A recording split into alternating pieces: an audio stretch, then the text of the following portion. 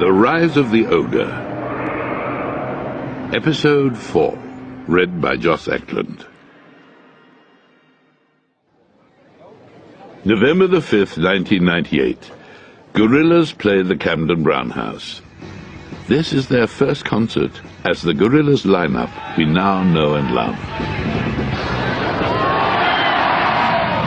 The gig is a barnstormer. Murdoch had loaded the evening up front, already putting in the call to A&R man, Whiffy Smiffy at EMI. Sign us at our first gig, man. It'll be great press for both of us. The kids will think some kind of phenomenon, some kind of movement's happening. Oh yeah, do something wicked that'll get us noticed. Whiffy Smiffy was an old hand at the music game, and despite signing the odd clunker, this was a man who could take a Pepsi challenge and come out sipping Cristal. When it came to bands, he knew his onions. As soon as they played punk, I knew I'd seen the future of music. It hit me around the face like a wet kipper against a shed door. Other labels had come down to check these gorillas out, but I booked my double-barreled friend, the negotiator, down with me. No contest. There was a riot match. Whiffy, with inimitable style, let off a few rounds from his pump-action sawn-off, forced his way through the crowds, and grabbed those all-important signatures. Gorillas were signed. One gig, one song. November the 6th, 1998. The Gorillas record label signing party. For the signing party, the record label pulled out all the stops, with no expense being spared. It was a very decadent bash, and Murdoch makes the point. from me, that's saying something. They hired a palace and sort of decked it out like a Baroque bordello. Some bird with 3 knockers jumped out of a cave. Vodka flowed like Niagara Falls. A couple of tigers on roller skates have been thrown into the mix to keep things, sort of exotic. They also presented us a check for the advance. And tackily, they gave us one of those really big, super-sized checks on cardboard or whatever it is.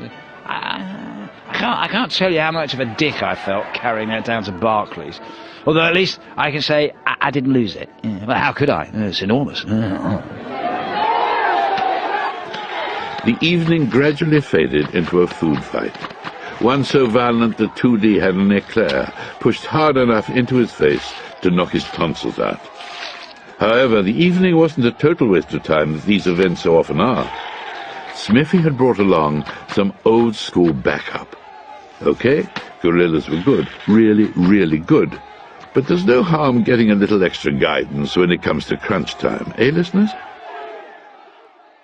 Mr. Whiffy introduced us to Damon Albarn, 2D recalls, the singer from the British band Blur. Him and Murdoch didn't really get on immediately, due to the kind of competitive one-upmanship they both display. The first thing Damon said to Murdoch, pointing down at his boots, was, "Your Cuban heels are crap. Look, mine are the proper sort." Damon was wearing a pair like Murdoch's, but with solid silver heels and big fancy gold spurs. I think Murdoch was a bit humiliated. He's very proud of his shoes. However, Gorillas and Albarn swiftly became close friends, bonding over a mutual love of great music, coupled with a shared Genghis Khan-like sense of ambition. His support and input, despite what Murdoch maintains, has been an invaluable asset to Gorillas from the outset. He became a paternal figure, sometime producer, and an ingenious fixer for the band. It was his knowledge of the industry that without a doubt helped Gorillas avoid some of the more obvious pitfalls. Murdoch, however, once again had more pressing matters to attend to that evening than hanging out talking about music. Mr. Nichols had his thieving magpie eyes on 2D's new belle, the lovely young chanteuse, Miss Rachel Stevens. He spent most of the evening lulling and beguiling her with his magical, intoxicating mantra. Go on. Go on. Go on. Go on. Go on. Oh, go on. Finally, when she could resist his potent charms no more, she threw her drink in his face and stormed out. 2D and Rachel split up the next day due to Murdoch's incessant pestering. Stewpot, she explains, that's 2D's real name. Well, we were deeply in love. Well, I mean, I still do love him, but it's just that Murdoch, every time 2D's back was turned, he was like trying it on with me, and it kind of just ruined our relationship, you know, and actually it ruined a couple of my T-shirts, come to think of it. Having banked the 7-foot check, Gorillas wasted no time in decking out that Kong Studios shell with the high-tech super slick junk that you can see there today. Spaz to the max, Gorillas undertook the enviable task of recording the world's greatest debut with themselves at the helm. As Murdoch explains, Well, if the ship crashes, there's no one else to blame but ourselves. Suits me fine.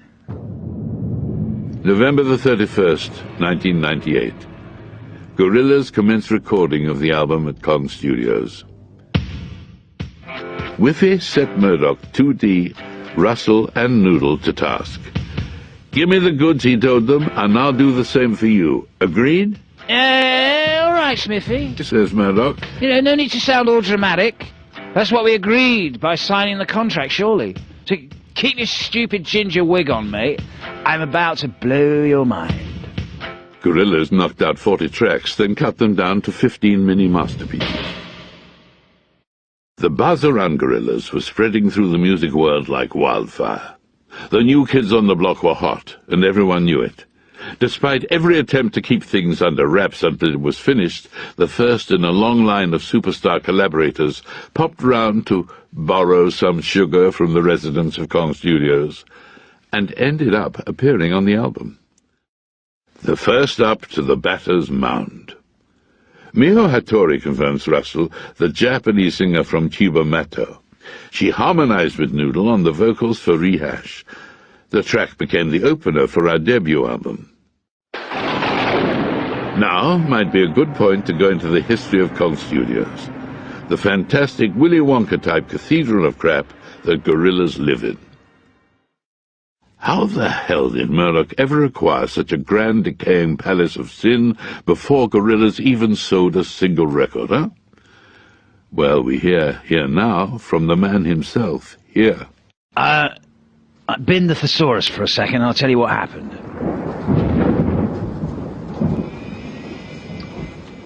I was up late one night, scouring the internet. I was living in a freezing bedsit at the time. The heating had broken down, and I was looking at a site about, I don't know, dodgy boilers. Anyway, I came across this website called Gigantic Disused Haunted Studios in the Middle of Nowhere.com. The owners were looking for an off-season caretaker to look after the place during the winter. They said in the ad they'd be back in 6 months, but I got the impression that they were trying to get rid of the place for good. And when I turned up at the interview, obviously the only applicant, they chucked the keys at me and then ran off down the hill screaming. I just looked at the place and thought, wow, I'm home. You can make as much noise as you like here. I used the place as a studio base initially where we put Gorillas together, but it became our home, our headquarters, and also the online gateway between us and our fans. Right from very early on in Gorillas' career, we made sure that people, had access to the joint. By hooking up cameras in every room, people could check out what was going on at Kong Studios via the website Gorillas.com. The website, Gorillas.com, has been incredibly well received, winning many awards for its innovative and pioneering approach. From the date of its launch to the present day, Gorillas' website received more hits than all the other acts on the band's record label combined. We filled the place up with games, toys, videos, and many interactive elements, adds Noodle. We created message boards where our audience members and people who entered the website could talk to each other. We tried to be as creative and all-embracing as the technology would allow. We even left tapes and samples of our music lying around, allowing people to mix their own versions. 2D adds a note of caution. Yeah, it's all very cool, but I'm a bit bothered about the number of people that can go into our bedrooms and touch our stuff. I think that's weird, really.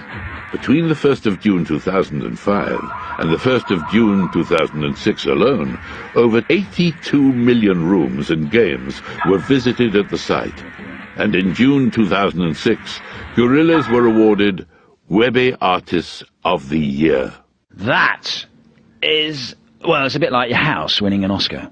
Russell continues, Nearly every aspect of Gorillas is documented and archived here at Kong and Gorillas.com. Our videos premiere online. We mail out all the info about what we're up to. We've run competitions from the site. It's endless.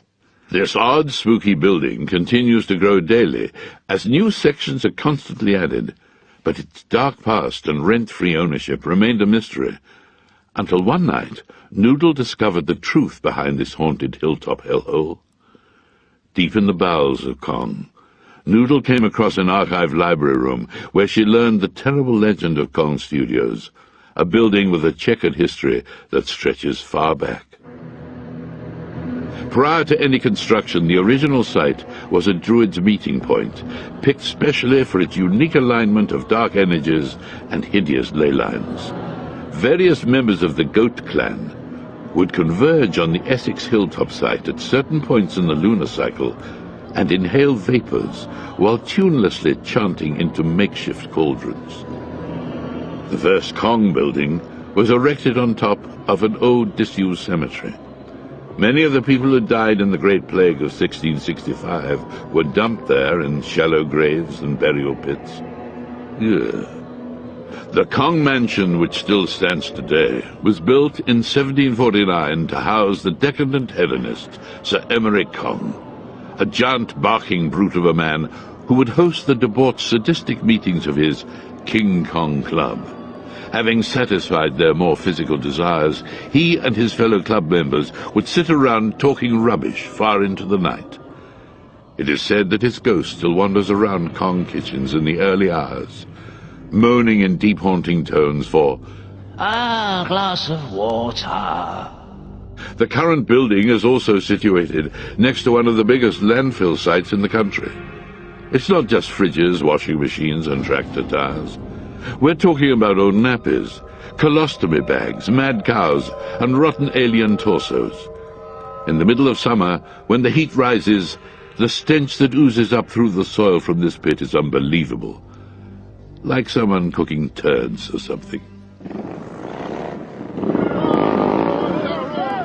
Prior to Gorillas, the most recent owners were a bunch of Hell's Angels, a biker gang who called themselves the Nomads, who used the building as their clubhouse. One night back in '93, they held a massive party and invited Hell's Angels from all over the Midlands. The local police chief reckoned there must have been nearly 2,000 bikers crammed into the hangar room of basement number 3. However, when some of their meth-drinking frolics went haywire, a fire started. Someone had locked the main doors, so no one could escape. They all got burnt to a crisp. Murdoch explains the appeal. Kong Studios is so stuffed full of dead stuff, bad karma, and sick vibrations. It's no wonder that the place lay vacant for so long, you know. It was in the September of '98 when the fledgling but aging rock star Murdoch Nichols picked the keys up, and from that day forward, Gorillas and Kong were married together eternally. Bargain! Kong Studios can do strange things to a man. It seems to be a magnet for weirdness, the paranormal, the malcontent, and me. It has an effect on everyone who enters. Seriously, you know, check the place out. It's full of these freaks. Apparently, one night, Lenny Kravitz turned up and rested his balls in the face of a gay polar bear. I love this gaff. It makes Batman's place look shit. Although the weather's always pretty grim around here. Always. So much of the Gorillas' entire existence has been played out at Kong Studios and Grease Noodle. It has been a pivotal part of our lives. It seems sometimes like the building is impossible to escape from. But more of that later. Let's get back to the main story. Where were we? Oh yes, the Gorillas are just about to make their first album. Extracted from The Rise of the Ogre by Gorillas, published by Penguin Books.